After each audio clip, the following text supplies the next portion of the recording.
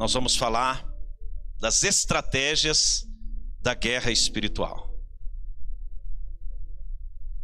2 Reis, capítulo 18, verso 13 em diante. Então preste atenção agora na palavra, não se disperse, não converse, não levante para ir no banheiro, trava aí um pouco, não levante para ir beber água na hora da palavra. Eu vou pular daqui de cima atrás de você, eu vou tacar esse microfone na sua testa, mas não levante dessa cadeira.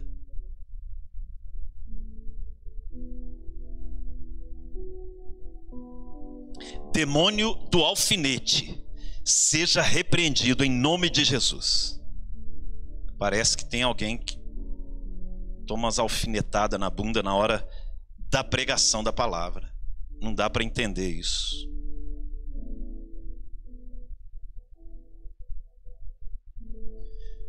Concluindo aqui os avisos, nós vamos ter o nosso próximo terremoto dia 19 de março.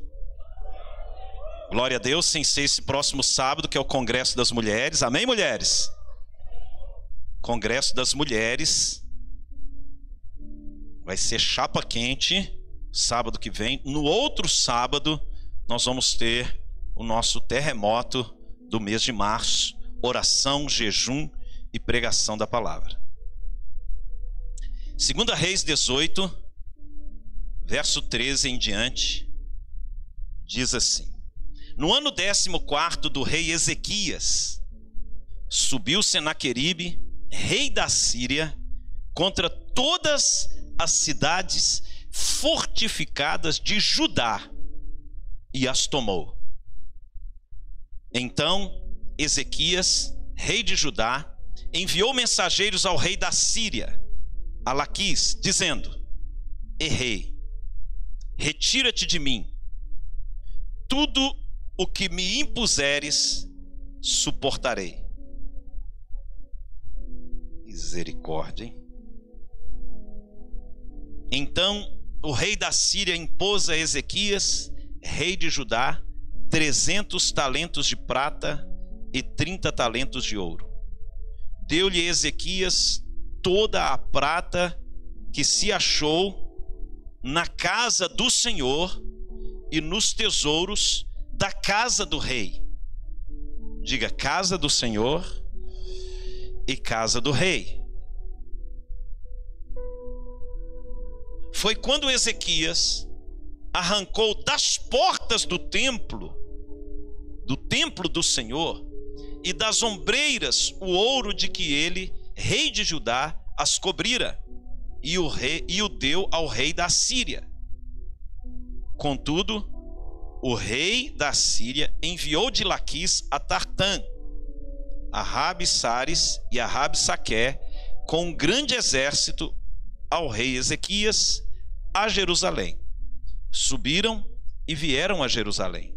Tendo eles subido e chegado, pararam na extremidade do aqueduto do açude superior, junto ao caminho do campo do lavandeiro. Tendo eles chamado o rei, saíram-lhe ao encontro Eliaquim, filho de Ilquias, o mordomo, Sebna, o escrivão, e Joá, filho de Asaf, o cronista. Só até aí. Que Deus fale ao nosso coração. Nós estamos vendo nesse tempo uma guerra da Rússia com a Ucrânia. Estamos presenciando, por causa dos recursos tecnológicos, o que é o levante de uma nação contra outra. Isso sempre aconteceu. Isso não é de agora. Para quem estuda história e gosta, você vê que aqueles povos, eles estão em guerra de maneira milenar. Sempre houve guerra naquela região. É porque agora você está vendo ao vivo. Mas a própria Bíblia, nesse tempo aqui de Ezequias, já havia um exército contra outro exército. A guerra é algo muito triste. Eu estava lendo hoje, antes de vir ao culto, que lá em Kiev, que é a capital, o exército russo começou a dominar ali próximo à cidade, e todos os civis que eles estavam vendo nas ruas, eles estavam matando. Alguém saiu para arrumar comida para os filhos, eles matavam. Já morreu muito mais gente do que é divulgado, mesmo porque eles não estão nem divulgando isso. Toda guerra faz um estrago. E a gente olha isso com muita tristeza, os noticiários. A gente vê que muitas famílias estão sendo dizimadas, machucadas, crianças, jovens, homens. Você vê na internet, esses dias derrubaram um helicóptero russo, alguém morreu. Um pai de família estava ali. Sempre no aspecto da guerra tem pessoas morrendo, coisas se perdendo, sendo destruídas. E a gente olha para esse cenário, é um cenário que não tem vencedor. Daqui a história conta que daqui a pouco é outra guerra que se levanta, e outras guerras acontecem que não tem tanta ênfase. Por que que a mídia está toda ali nessa região? Porque é a Europa. Porque são nações ricas. Então a mídia, agora você vai no contexto da África, o pau quebra ali, é todo dia, há muitos e muitos anos. Guerras tribais,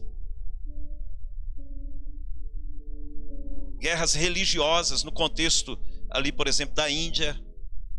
Eu fui lá em um ano que tinham morrido mais de 10 mil pessoas, entre muçulmanos e hindus. Eles estavam quebrando pau entre eles, e budistas. As guerras, elas estão aí acontecendo. Muita gente morre. Agora, existe uma guerra que você está nela, você pensa que é só o povo lá que está na guerra? Não, existe uma guerra espiritual que é real. Que é real. É uma guerra que você está inserido. E você vai observar que você, querendo ou não, o que nós observamos nessa guerra que está aí na mídia? Você observa tipos de armamentos, soldados, treinamentos, tanques de guerra, helicópteros, foguete, bomba. Isso é o que você está vendo no natural. Agora você tem uma guerra espiritual. E você, querendo ou não, você está nessa guerra. É uma realidade. Você acha que você é cristão? Olha só, o diabo, ele atacou Jesus. Ele atacou Jesus, cara. Ele por diversas vezes. Ele foi até Pedro. E Jesus disse para ele: arreda-te, Satanás. O diabo, ele ataca você sem que você pense que está sendo atacado. Ele ataca sua mente, sua família, você, na vida espiritual, não existe meio termo, pessoa neutra. A gente olha para a guerra e acha que é a Rússia e a Ucrânia. E quantas pessoas estão em guerra hoje? Só que na guerra espiritual, a morte é espiritual. Ela não é visível. Na guerra espiritual não tem neutralidade. Ou você ataca ou você morre espiritualmente. Na guerra espiritual, a única defesa que você tem é o ataque. A única defesa que você tem é ir para cima, é orar, é jejuar, é profetizar, é repreender. Na guerra espiritual, a neutralidade te faz uma vítima. Na guerra espiritual, pessoas que não se posicionam,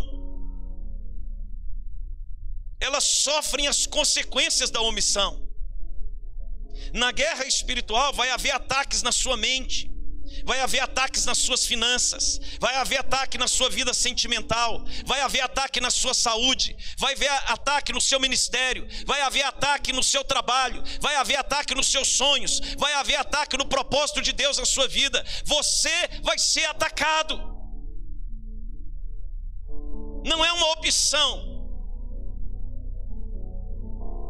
Então, nós estamos vendo tantas notícias de guerra, pensando que a guerra é lá do outro lado do mundo. É isso que o diabo quer que você pense. Nós estamos em guerra. Uma guerra que é real, contra um inimigo que não vemos. É uma guerra muito pior do que você pode imaginar. Se no ministério de Jesus, o diabo, a primeira coisa que ele fez foi atacar Jesus, Jesus vai enfrentá-lo ali no deserto. Jesus o vence com a palavra, com jejum, com orações. Ele estava ali jejuando, orando a Deus, jejuando e meditando na palavra. Porque quando o diabo aparece, ele o vence como está escrito.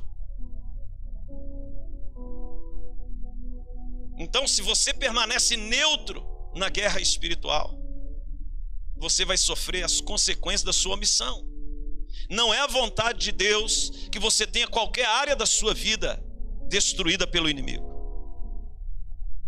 Vamos dar uma passeada na Bíblia aqui, depois eu volto nesse texto, 2 Reis. Eu só quero dar um pano de fundo para você entender. Em Atos capítulo 13, o apóstolo Paulo, quando ele sai para pregar o evangelho, porque no início do capítulo, o Espírito Santo separa ele e Barnabé. Logo no capítulo 13,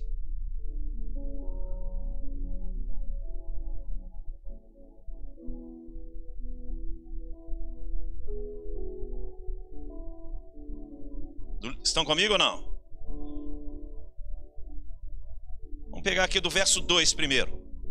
E servindo eles ao Senhor e jejuando, disse o Espírito Santo: separai-me agora Barnabé e Saulo para a obra que os tenho chamado. Pula aí para o verso 7.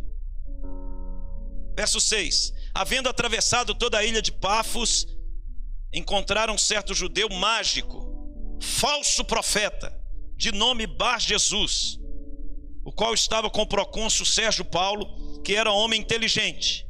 Este, tendo chamado Barnabé e Saulo, diligenciava para ouvir a palavra de Deus. Tinha um cara com fome da palavra, Saulo e Barnabé pregando. Olha o verso 8. Mas opunha-se-lhes Elimas o mágico, porque assim se interpreta o seu nome, procurando afastar da fé o procônsul. Todavia Saulo, também chamado Paulo, cheio do Espírito Santo, fixando nele os olhos, disse: ó filho do diabo, cheio de todo o engano e de toda malícia, inimigo de toda justiça, não cessarás de perverter os retos caminhos do Senhor? Pois agora, eis aí, está sobre ti a mão do Senhor e ficarás cego. Paulo era chapa quente também, não vendo o sol por algum tempo. No mesmo instante,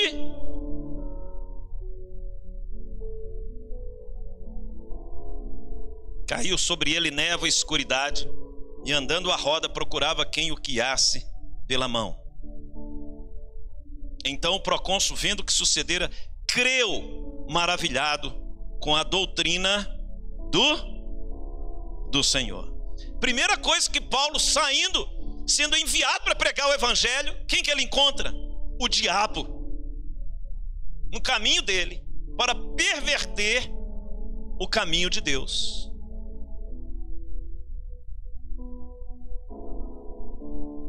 já começou debaixo de guerra. Olha em Atos capítulo 16, que é a base do nosso terremoto.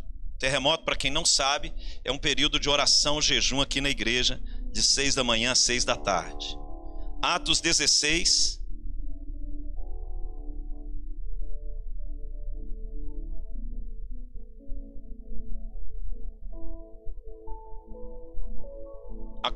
Verso 16. Aconteceu que indo nós para o lugar de oração, nos saiu ao encontro uma jovem possessa de espírito adivinhador. Veja que o diabo estava indo ao encontro de Saulo. Toda vez que você se posiciona para fazer a obra de Deus, um demônio vai querer te enganar. Estão entendendo ou não? Vai querer te posicionar para você não caminhar. Isso é guerra. Para você não prevalecer. É guerra. Atos, aí vem e tal. Verso 18, pulei. Isto se repetia por muitos dias. Então Paulo, já indignado, voltando-se, disse ao Espírito: em nome de Jesus Cristo eu te mando, retira-te dela. E ele na mesma hora saiu. Guerra espiritual. Você não precisa temer a guerra. Você tem que se posicionar na guerra. É diferente. Capítulo 19. Pula aí mais um pouquinho. Capítulo 19.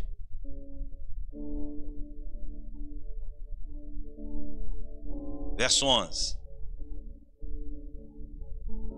E Deus, pelas mãos de Paulo, fazia milagres extraordinários, a ponto de levarem os enfermos lenços e aventais do seu uso pessoal, diante dos quais as enfermidades fugiam das suas vítimas, e os espíritos malignos se retiravam.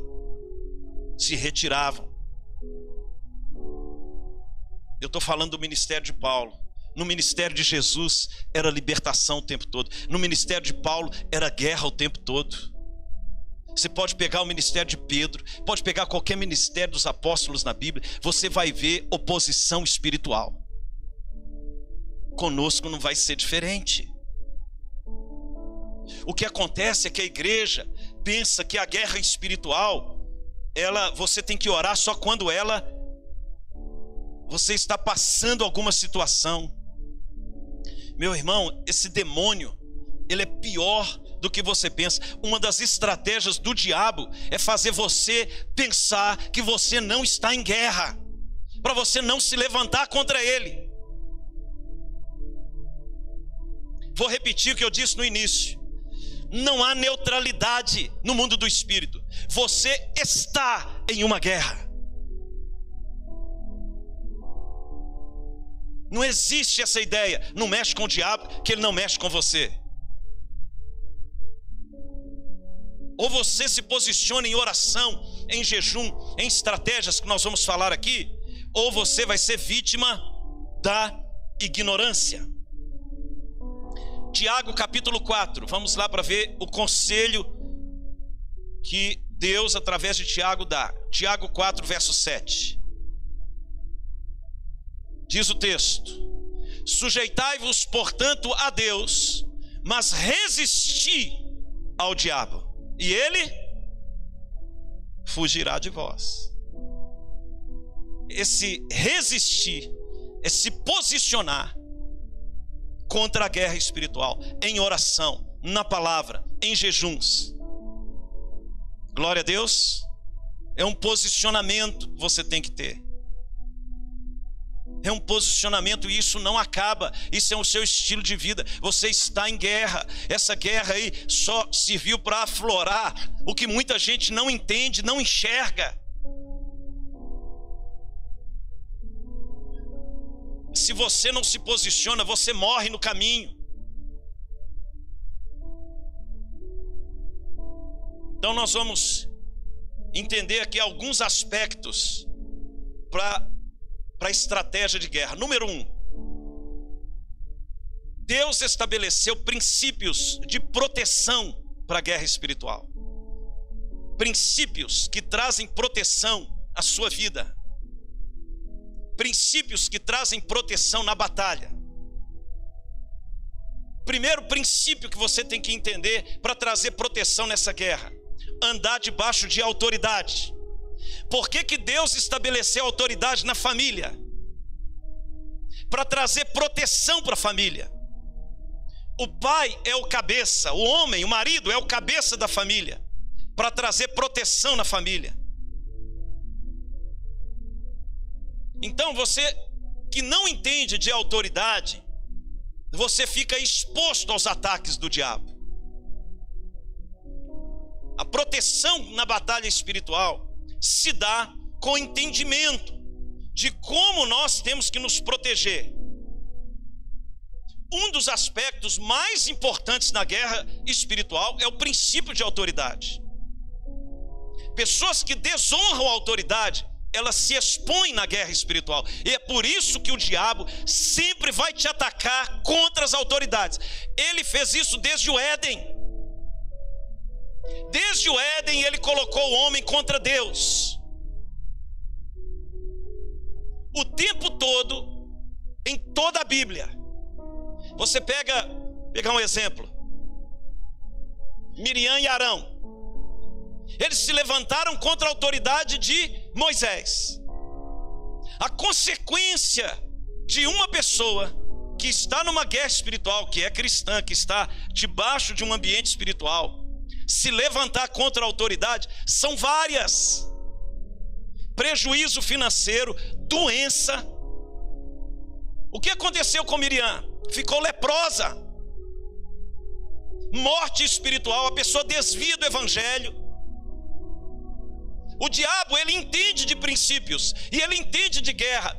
Como é que ele neutraliza uma pessoa na guerra? Colocando essa pessoa contra os princípios espirituais, para que essa pessoa fique exposta, para que a mulher não se sujeite ao marido, para que os filhos não se sujeitem aos pais, para que as ovelhas não se sujeitem ao pastor. Porque toda vez que você quebra um princípio de autoridade, você perde a proteção. Irmãos, isso é muito forte em toda a Bíblia. O que o diabo quis fazer com Davi e não conseguiu fazer com Davi, foi lançar Davi contra Saul. Mas Davi, ele tinha uma mentalidade espiritual, ele tinha uma unção, ele tinha uma visão. O tempo todo, até os generais do exército de Davi queriam: Senhor, mata Saul. E ele: não, quem é que vai tocar no ungido do Senhor? E que não seja, ou que não caia em maldição, não seja amaldiçoado. Não tinha nada a ver com Saul, mas com o princípio. Cristão que não sabe se movimentar na guerra, ele se levanta contra autoridades estabelecidas. Um filho precisa da paternidade. Uma esposa precisa do marido. O marido precisa andar debaixo da autoridade espiritual de um pastor para trazer a proteção para sua casa. Princípios. Isso não é aqui para a igreja, é onde você estiver. Ah, mas eu não tenho marido. Então se submeta à autoridade que Deus colocar na sua vida. Pessoas que não se submetem a autoridades ficam expostas espiritualmente na guerra. Eu estou atendendo um pastor essa semana. Ele está sendo muito ferido nas finanças, na família, no ministério. Ele passa por vários rachas na igreja dele. Ele treina um obreiro, o obreiro levanta e racha e leva 1/3. Todo racha leva 1/3. Aí eu perguntei para ele, fiz uma pergunta básica: quem que é o seu pastor? Ele: não tem pastor.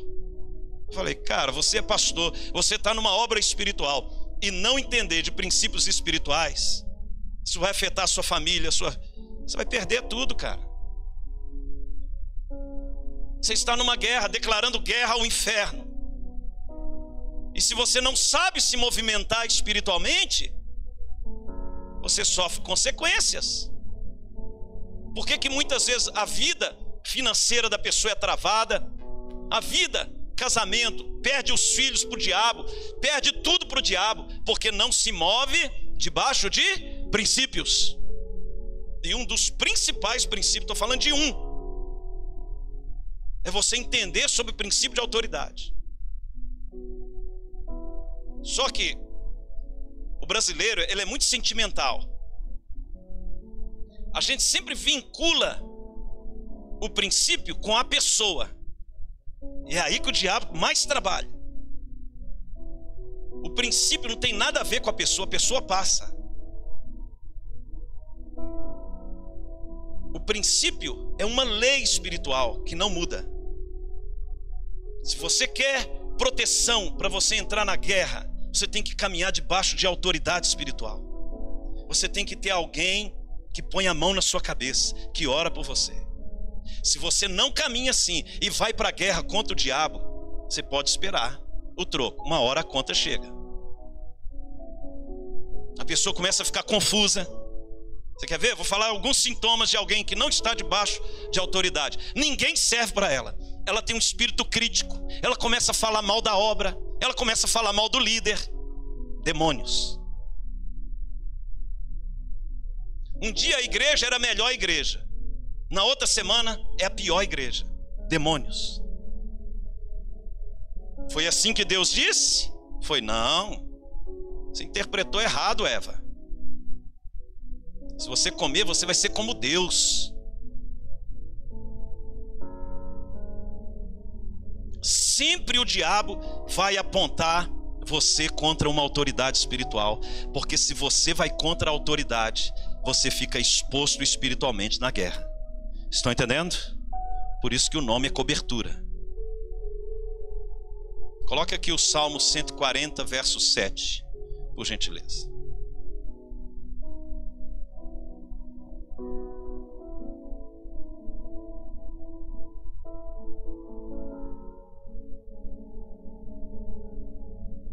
Ó Senhor, força da minha salvação, tu me protegeste a cabeça no dia da batalha.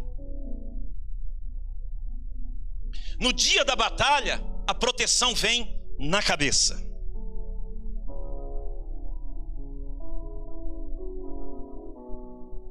Quando Paulo escreve sobre a armadura do Espírito, ele está trazendo algo. A proteção da cabeça vem com os pensamentos. O principal local que você vai sofrer ataque é nos seus pensamentos. Para você liberar palavras, para dar legalidade, para que o diabo entre. Aí você vai ver o que é guerra espiritual. Se o diabo entra no espírito de alguém, um espírito de engano, essa pessoa ela fica assim, olha, igual um pêndulo. Uma hora ela quer Deus, ela ama Jesus. Outra hora ela está criticando, murmurando, falando mal. Ela fica em crise. Entrou um demônio. A carne militando contra o espírito. Por isso que você tem que proteger a mente. Capacete da salvação. O que é isso? São pensamentos para a eternidade. Você protege repreendendo. O diabo sempre vai lançar setas para você focar o presente. Mas a mente de Cristo sempre foca as coisas eternas. O diabo sempre foca o que é visível. Segundo princípio da guerra. Esse foi o princípio de autoridade. Podia falar mais um pouquinho aqui, mas o pastor da igreja falou que o tempo não permite.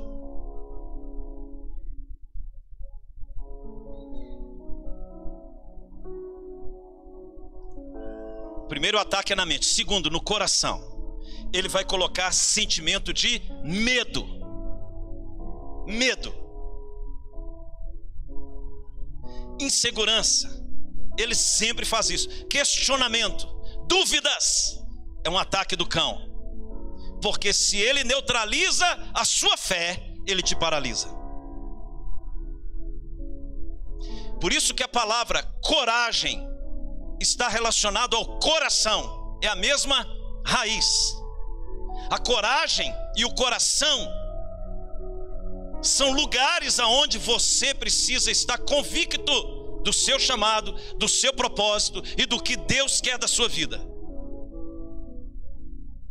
Porque uma pessoa desencorajada, com medo, ela vai procurar proteção no dinheiro, na posição, nas coisas. Ao invés dela conquistar o propósito de Deus e entrar na guerra espiritual, ela vai procurar conquistas naturais, materiais desse mundo, que daqui 100 anos não vai fazer diferença na sua eternidade. Uma pessoa que o diabo distorce os propósitos, o que ele faz? Colocar os seus olhos aqui na terra. Você tem que dar certo, você tem que conquistar coisas. Então o princípio que você tem que vencer é o princípio da fé. A fé, ela sempre focaliza o que é eterno. A alma sempre focaliza o que é temporal. Na batalha espiritual, a fé está relacionada à salvação de vidas. Glória a Deus. Eu falei aqui em outra pregação, você não é aquilo que é aparente. Você não é a casa que você tem, você não é o trabalho que você tem, você não é a profissão que você tem. Espiritualmente, olha onde Jesus nasceu, numa manjedoura. Agora olha quem ele é espiritualmente. O Rei do Universo, Senhor de tudo e de todos. Conhece tudo e todos, sabe o nome de todas as estrelas, criou todas as coisas. Mas olha onde ele nasceu, olha onde ele viveu. Cresceu em Nazaré, norte de Israel, região mais pobre que tem.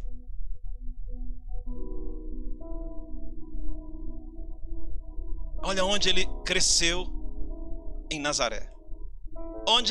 Olha aonde ele foi começar o ministério dele, em Cafarnaum, Tiberíades, Mar da Galileia. Ele começa o ministério dele na região mais pobre, próximo a Nazaré. Por quê? Jesus nunca se baseou naquilo que é visível. E por que você está procurando as coisas que são visíveis? Você não é o que você vê no espelho. Você não tem o saldo da sua conta bancária. Os sonhos que Deus tem para nós são eternos, de uma obra eterna.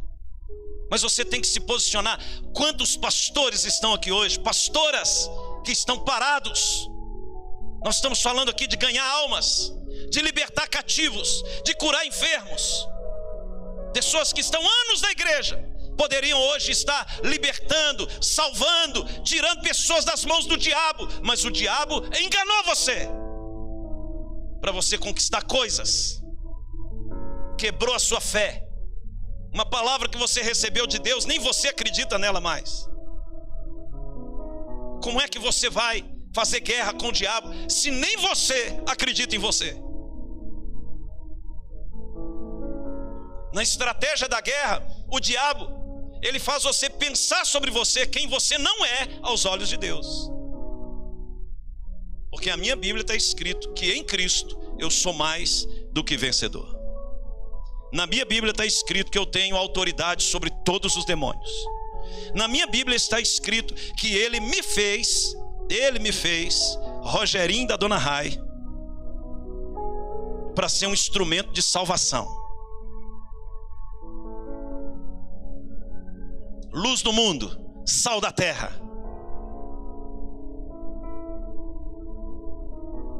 Vão em meu nome, eu estarei com vocês todos os dias. Não precisa ter medo de nada não. Eu e você somos maioria na guerra. Mas se você não acredita nisso, o diabo te derrubou sem que você percebesse. Você quebrou o princípio da fé, de acreditar no seu chamado. Eu estou acreditando que nós vamos salvar pelo menos 1000 almas para Jesus. Nós vamos ganhar, vamos levar vidas ao encontro com Deus. Deus nos deu um sítio, nos deu uma igreja grande, nos deu um pastor bonito. Tem que ter um propósito. É ou não é, Cristiane? Fala que não para você ver. Olha lá, tá até chorando, irmãos. Olha lá. Está chorando, meu bem? Fica assim não. Você quer dinheiro? Não. Pede seu pai, ué. É ele ali. Então, você foi chamado para ser um príncipe de um reino. Mateus 12, Jesus fala algo. Se eu expulso demônios pelo dedo de Deus, é chegado o reino de Deus. E quem governa é Deus sobre a sua vida. Quem governa sobre a minha vida é Deus, porque o reino dele chegou. E se o reino dele chegou, é ele que me governa. Não é o medo, não é as circunstâncias, não é a conta bancária, não é o que as pessoas pensam que eu sou. É Deus que governa a minha vida.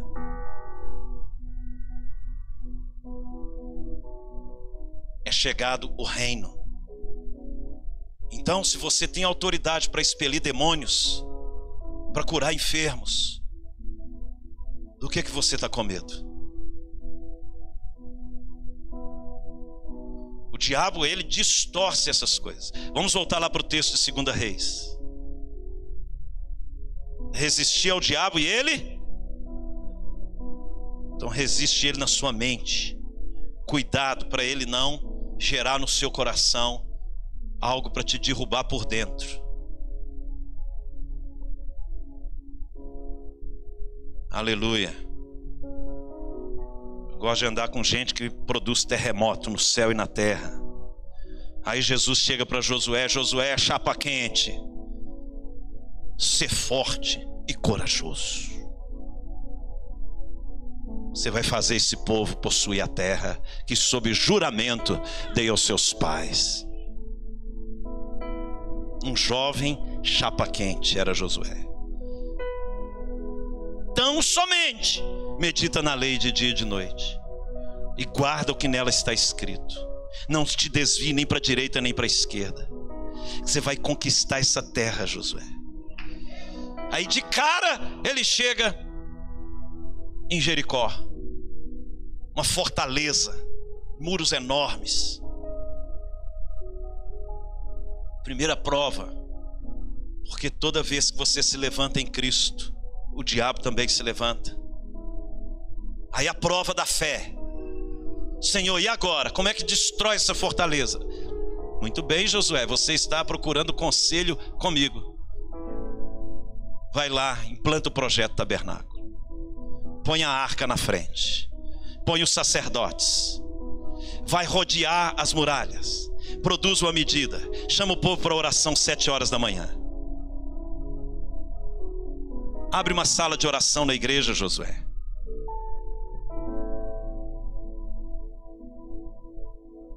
Marca o terremoto para o dia 19 de março. Eu vou lá, Josué. Nós vamos quebrar tudo, Josué. Nós vamos quebrar todas as hostes malignas na sua família. Fala amém em nome de Jesus. Toda maldição vai sair da sua vida. Sua família vai converter a Cristo. Você vai ver sua família sendo batizada lá no sítio da igreja. E você lá dentro da piscina, que eu não vou entrar naquela água fria sozinho. Ser forte e... Olha a palavra que Deus deu para Josué.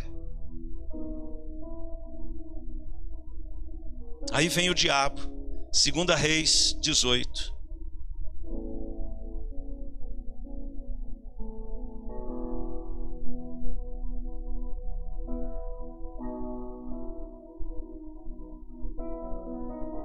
Agora que começa a pregação.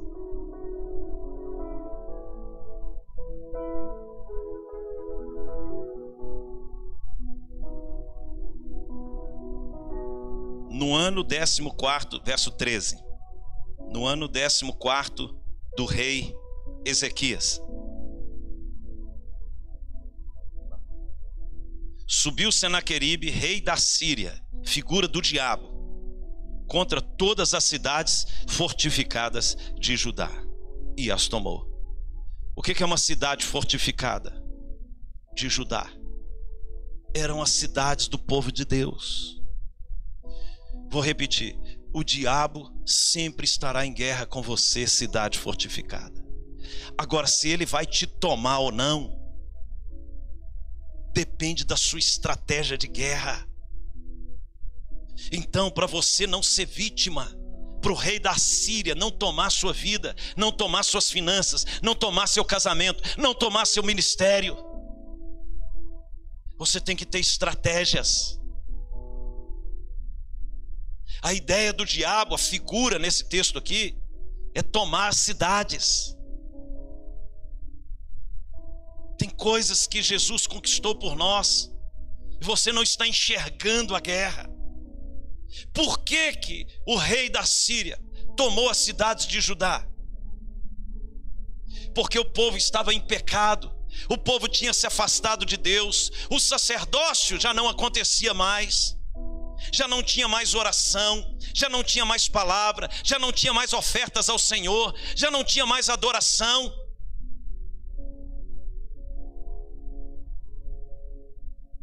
O diabo veio com um exército.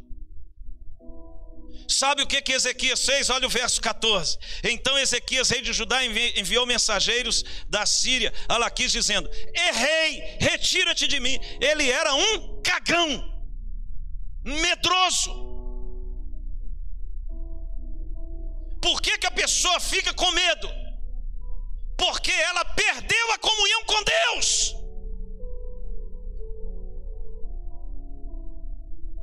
Ele estava com medo do rei, porque ele já não tinha mais o favor dos céus. Deixa eu contar algo para vocês sobre a guerra. Preste atenção. Você sempre terá pessoas para te desencorajar. Você sempre terá pessoas para falar: não, você não vai conseguir. Você sempre terá pessoas para criticar o que você está fazendo. Isso aconteceu com Jesus. Não espere outra coisa quando você se levantar para servir a Deus.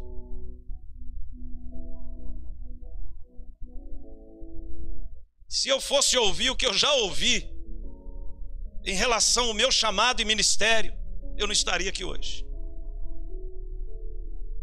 Bolada nas costas. Você pode preparar que o diabo sempre tem um Judas para tentar te derrubar. Ele sempre tem alguém que você confia para te negar na hora que você mais precisa.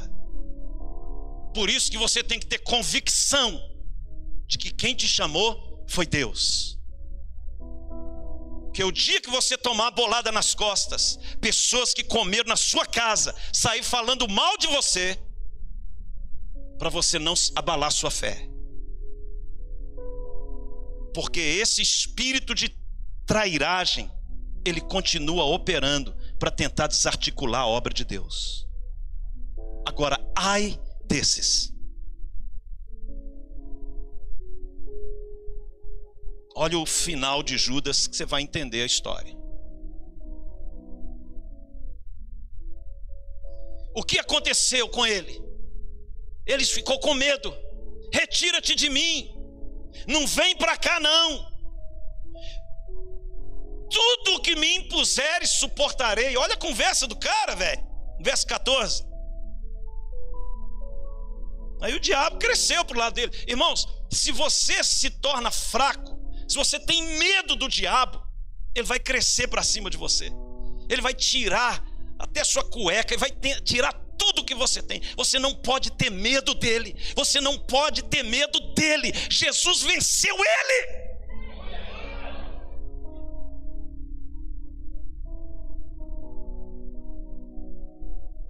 Eu já falei isso para ele e vou falar de novo. Diabo, enquanto eu viver, eu vou atrás de você.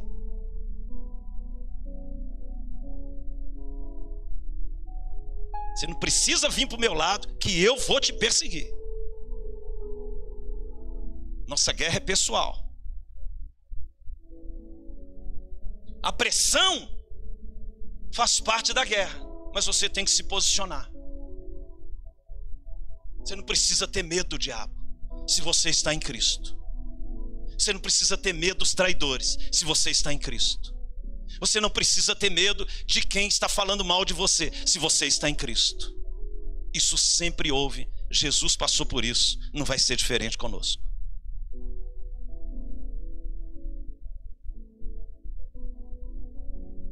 Tem 27 anos que eu prego o evangelho. Pelo menos 3 ou 4 vezes por semana. Então você pode entender que essa guerra não é de hoje.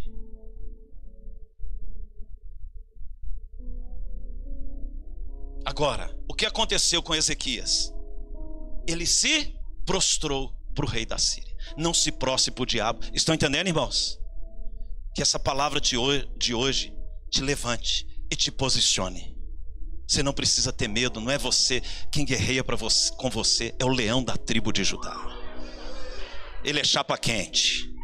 Ele é o Senhor dos exércitos. Ele é o Todo-Poderoso. Eu vou abrir um parênteses.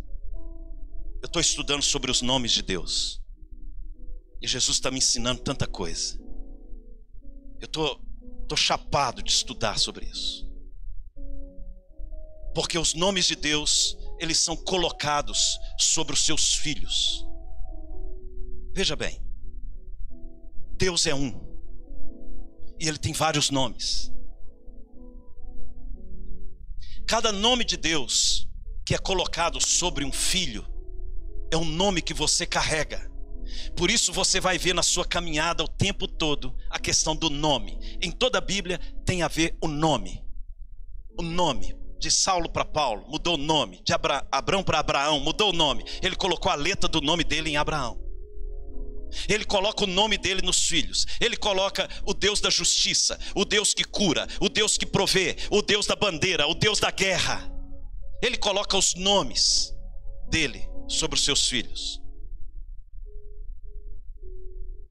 Quando Deus coloca o nome dele em você, ele libera mais uma carga de unção, de sabedoria, de autoridade, de anjos, de armas. Se você antes lutava com um canivete, agora ele coloca um torpedo na sua mão. Porque o nome que você carrega um nome. Quando Jesus estava falando sobre o nome, em meu nome expelirão demônios, em meu nome curarão os enfermos, em meu nome vão pedir coisas ao Pai e Ele vai te dar, em meu nome eu vou colocar em vocês meu nome. Quando o Apocalipse fala sobre o nome, que você vai ter o nome dele na testa. O diabo olha para você e ele sabe o nome que você carrega. Você tem um nome espiritual. É o nome do Filho de Deus. É o nome que é sobre todo nome. Por isso que o nome de Jesus é sobre todo nome, porque os nomes eles têm níveis, e o nome de Jesus está acima de todo nome. Tem nome que é lá embaixo, tem nome que é no meio, tem nome que é aqui, e o nome dele está acima de todo nome. Porque quando você está selado com o nome dele, você está assentado nos lugares celestiais. Assentado ali não é de colocar a bundinha na cadeira, está posicionado, assentado, de assentamento, de posicionamento, assentado nas regiões celestiais em Cristo.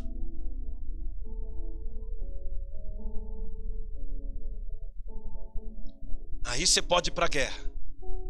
Jeová Nissi vai conquistar território, vai pregar o evangelho, vai curar os enfermos.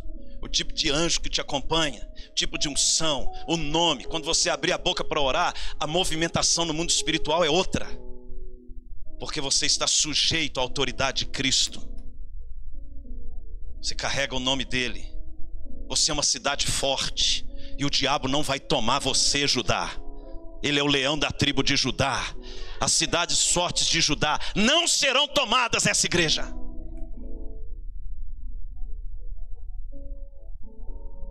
Porque Deus vai levantar uma geração de guerreiros nesse lugar. Se eu pudesse falar a visão que Deus já me deu, irmãos. Vocês não têm noção do que Deus vai fazer nesse lugar.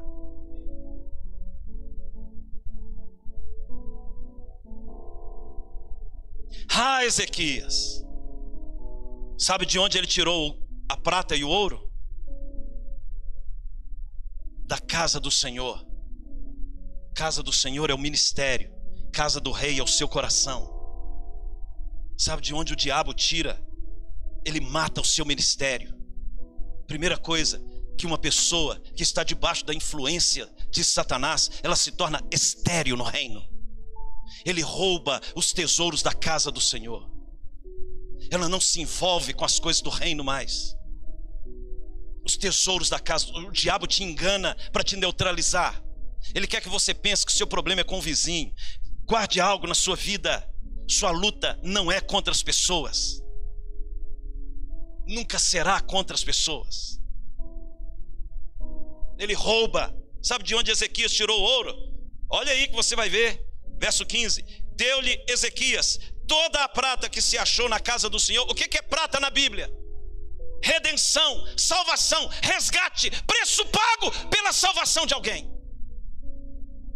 Quando Ezequias, ele entrega a prata para o rei da Síria, para Senaqueribe, ele estava entregando a capacidade de salvar vidas. Meu Deus. Você perde a autoridade do poder da cruz, de pregar o evangelho e alguém aceitar Cristo por seu intermédio. A prata da casa do Senhor e a prata da casa do rei, os tesouros da casa do rei. Verso 15. Deu-lhe Ezequias toda a prata que se achou na casa do Senhor, ministério, e nos tesouros da casa do rei, do coração. A pessoa perde a alegria de trabalhar na obra. Ela perde o ânimo de orar. Ela perde o ânimo de ir para a vigília. Ela fica desanimada em ofertar, em dizimar. Ela não quer mais participar da obra, porque o coração dela perdeu as riquezas eternas. Ela começa a colocar os olhos aqui no natural.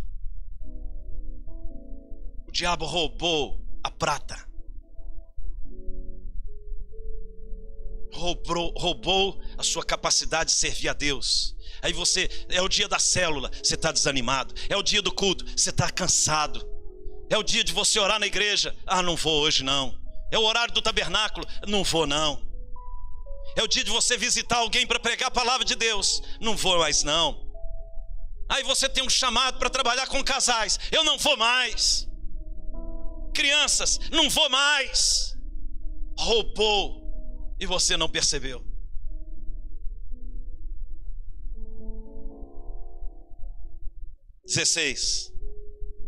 Foi quando Ezequias arrancou das portas do templo do Senhor e das ombreiras. Irmãos, isso aqui é forte. Quem arrancou o ouro das portas do templo do Senhor e das ombreiras, o ouro de que ele, rei de Judá, as cobrira.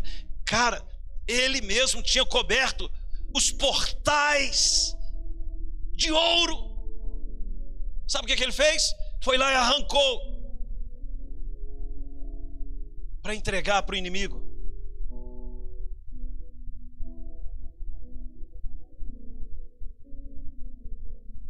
Acabou os portais. Seu ministério acabou, seu dom de cura foi embora, seu dom de pregar a palavra, a unção foi embora. Foi embora! Aquela adoração que tocava os céus. Os portais foram arrancados, as riquezas, a glória não se viu mais em Jerusalém.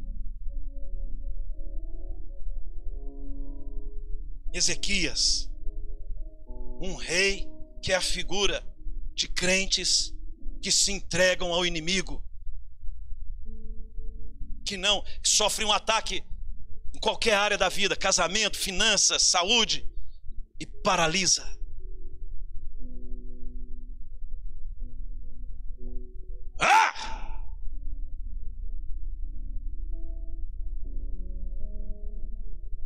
Nós temos um Jesus poderoso que habita em nós. Você não sabe quem habita em você. Se você soubesse, você jamais teria medo do diabo. Se você o conhecer, se você souber quem é que está aí,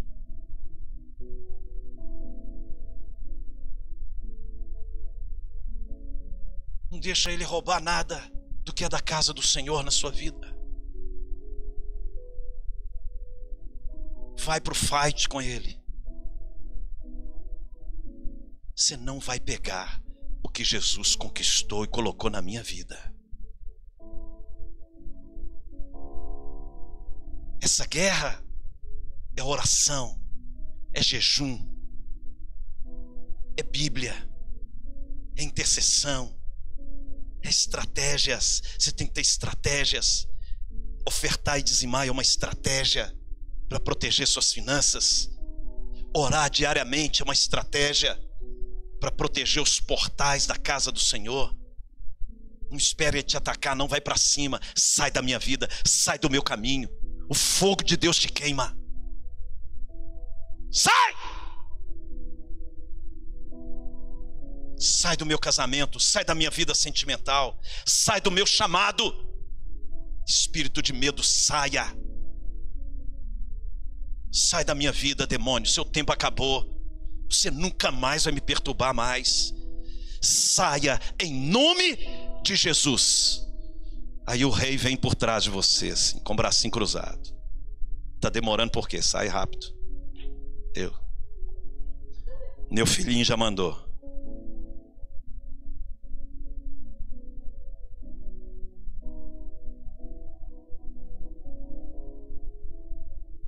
Preste atenção que o diabo, ele quer roubar as riquezas. Ele quer roubar seu casamento, sua família, seu ministério, sua saúde, sua alegria, seu fogo, sua unção. Ele quer roubar a sua vida. Você antes era tão avivado para servir a Deus, tão apaixonado. Cadê esse fogo?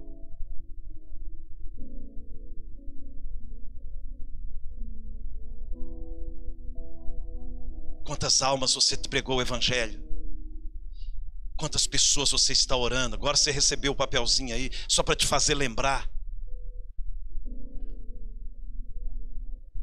Se o diabo roubou isso, você vai começar a murmurar, a achar que o seu problema são as pessoas, que o problema... Cara, você vai perder o foco. Você vai lutar contra o inimigo errado. Essa guerra é real. Estão entendendo, irmãos? Se levante em oração, em jejum. Deus, Ele está convocando você para se posicionar. Você não precisa ter medo, Ezequias. Você não precisa entregar os tesouros da casa do Senhor, Ezequias. Você não precisa entregar nada, Ezequias. Se você continuar lendo o capítulo, você vai ver que o povo estava com tanto medo,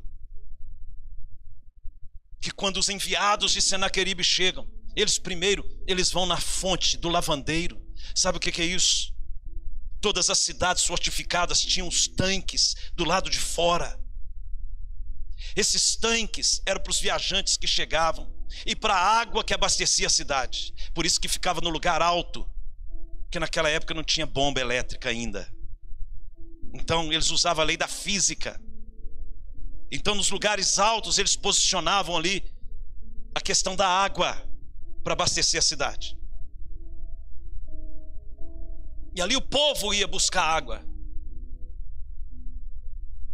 E também ali tinha os tanques que o povo que andava ao deserto chegava e mergulhava naqueles tanques. Que a palavra batismo vem daí. Era onde eles lavavam as vestes, eles se banhavam. E muitos, nos tempos das festas, eles se lavavam ali para adorar a Deus. Eles não podiam entrar empoeirados no templo. E quando eles chegam lá, nessa região, verso 17, parte B: tendo eles subido e chegado, pararam na extremidade do aqueduto do açude superior, junto ao caminho do campo do lavandeiro. Sabe o que é isso, irmãos?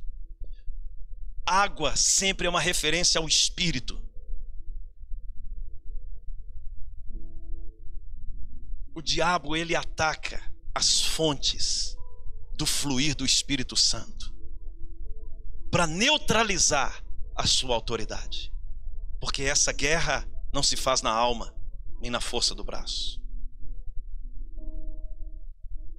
É o lugar onde você se lava, onde você se arrepende, onde você nasce de novo, onde você é cheio do Espírito, onde você bebe da água do Espírito, aonde você é renovado no Espírito, e você vai se enchendo do Espírito. Você que orava em línguas, já parou de orar em línguas, o diabo travou a fonte. Você que um dia foi batizado no Espírito Santo, você já não é mais cheio do Espírito mais, já não consegue jejuar mais, sua carne é muito forte ainda. O cristão que está em guerra, verdadeiro, que tem condições, devia jejuar pelo menos 2 vezes por semana, pelo menos, porque o jejum fortalece sua vida espiritual, neutraliza sua carne. Mas se você não consegue, jejua pelo menos 1 vez. Mas não pare de jejuar.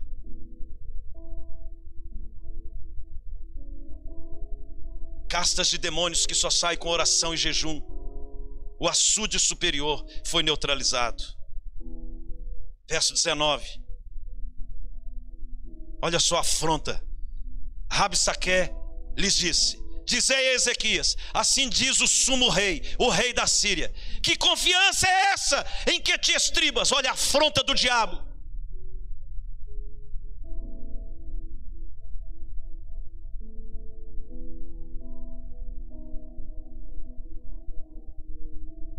Minha confiança, diabo, você que está me ouvindo, está no Senhor Jesus Cristo, que te venceu, que tomou a chave da morte e do inferno das suas mãos, que pisou na sua cabeça e me deu autoridade para declarar que essa terra pertence ao Senhor, que milhares de pessoas virão nesse lugar a declarar que Jesus Cristo é o Senhor. É nessa confiança que eu estou. E nunca saí dela.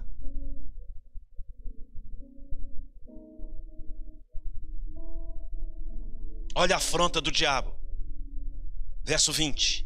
Bem posso dizer-te que teu conselho e poder para a guerra não passam de vãs palavras. Em quem, pois, agora confias para que te rebeles contra mim? Confias no Egito?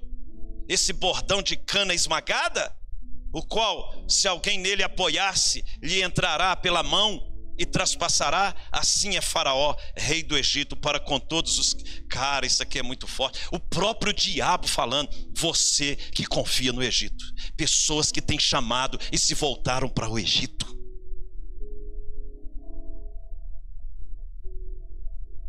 Colocar a confiança no lugar errado. Você confia no Egito? 22. Mas se me dizeis, confiamos no Senhor nosso Deus, não é esse aquele cujos altos e altares Ezequias removeu, dizendo a Judá e a Jerusalém: perante esse altar adorareis em Jerusalém? Olha a afronta do diabo. Ezequias, você removeu os altares. Você confia no Deus que você removeu os altares? No Deus que você já não ora mais para Ele, que você não adora, que você não busca, que você não lê sua palavra?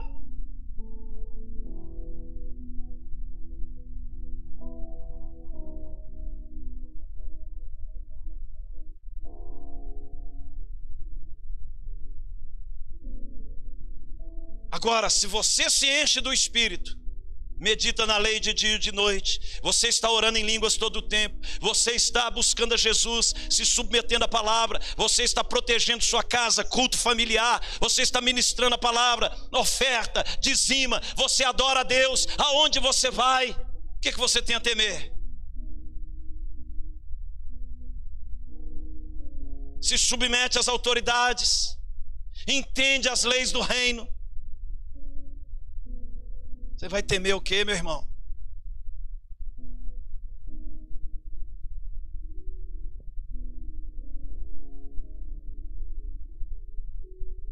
A afronta do diabo é contra a sua fé. Mas Deus está conosco. Ainda que a mãe desampare um filho que amamenta, eu não te desamparei. Eu estarei com vocês todos os dias.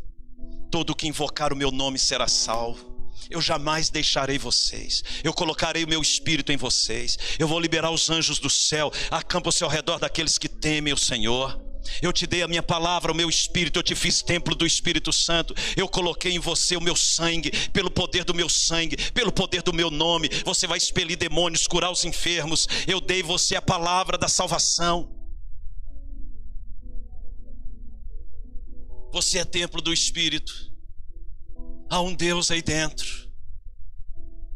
Segundo Hebreus 12, Ele é fogo. Tem alguém que queima aí dentro.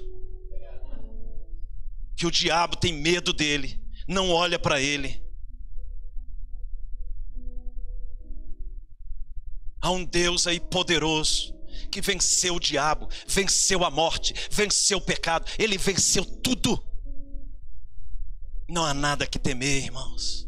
As afrontas do diabo. Ah, mas olha só como está a sua vida. A minha vida hoje pode estar debaixo de guerra, mas eu vou vencê-las em nome de Jesus.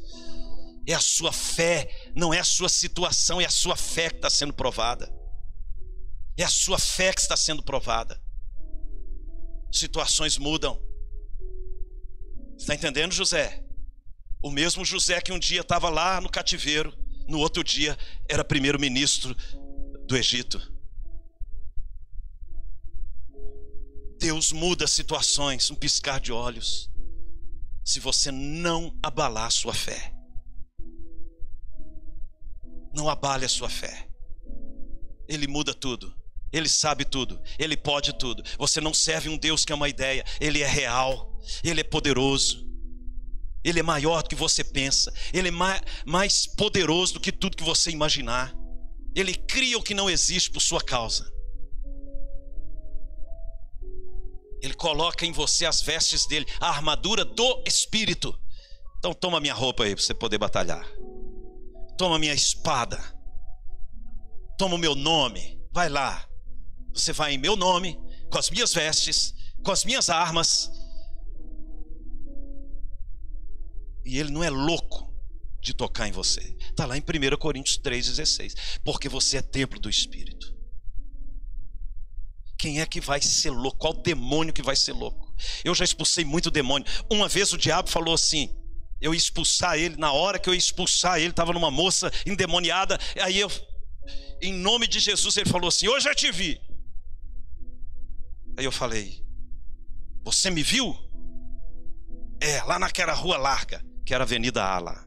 O diabo passa lá também, viu? E aí eu falei: e o que você fez? Eu corri, não sou bobo. Ah, minha fé fez assim, ó. Fiquei cheio. Aí eu lembrei que eu sou o jumentinho que carrega Jesus na entrada de Jerusalém. O aplauso era para Jesus, não era para o jumento.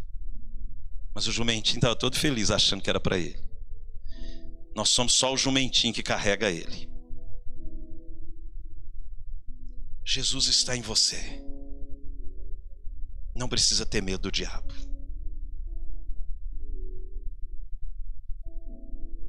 Não deixe ele roubar nada.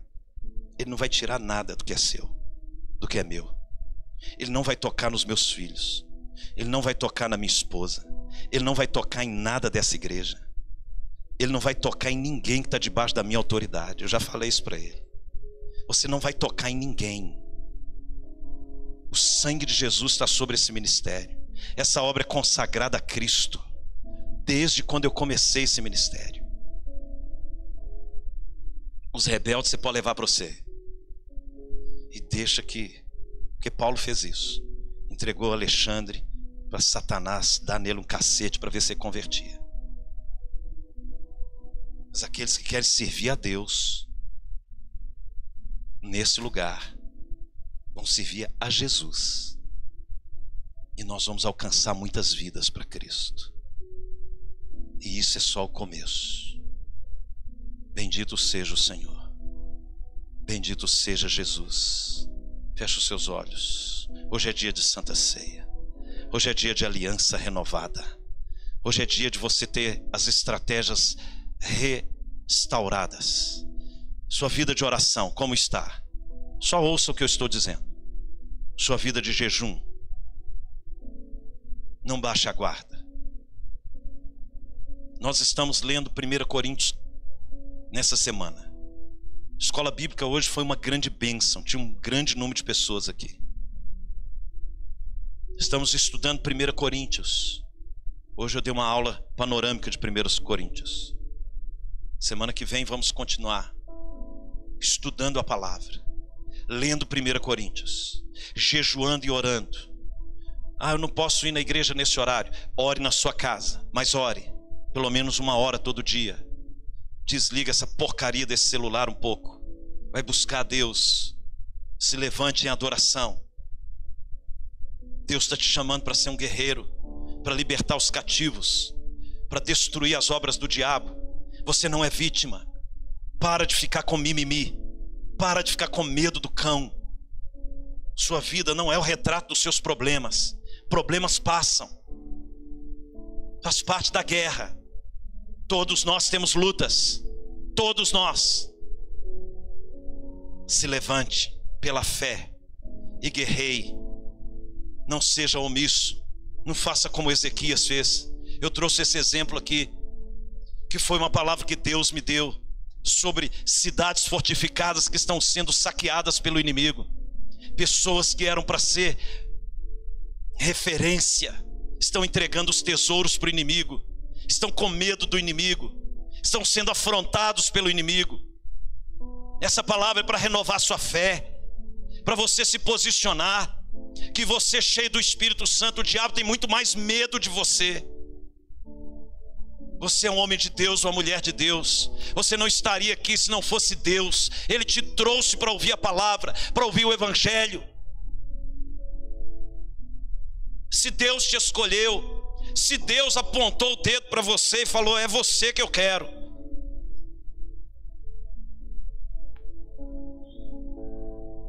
O diabo não ia te trazer para a igreja para ouvir uma palavra de guerra espiritual. Agora você tem que se posicionar, meu irmão. Vem o exército da Síria. Cara, você não sabe que para cada demônio tem 2 anjos para bater nele? Que é maior o que está em nós. Que o meu Deus é muito maior que todos os principados das trevas. Baal, rainha dos céus, Mamon, Belzebu. Vocês não chegam aos pés de Jesus. Maior é o que está em você, meu irmão. Por que você está com medo? Por que você parou de orar? Por que você entregou a prata para o inimigo? Por que você não ganha almas mais? Aonde está a sua adoração? Você que era dizimista já não é mais. Você que era ofertante já não é mais. Aonde está o seu coração? Aí estará o seu tesouro. O que o diabo está tirando da sua vida? O que ele está tirando da sua vida?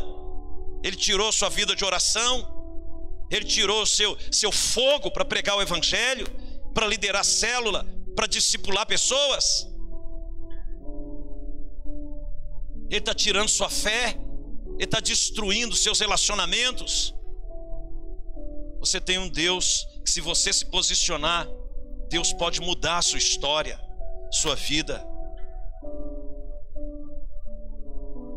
O diabo já tinha arrebentado com a minha vida, até o dia que eu entendi que dependia somente de mim. Depende só de você também.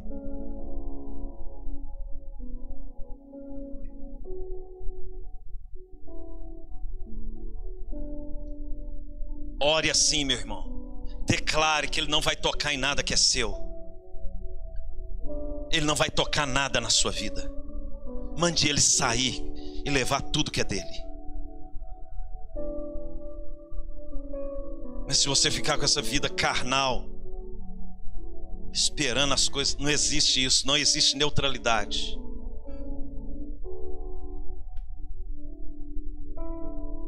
O que está reservado para nós é uma coroa de glória.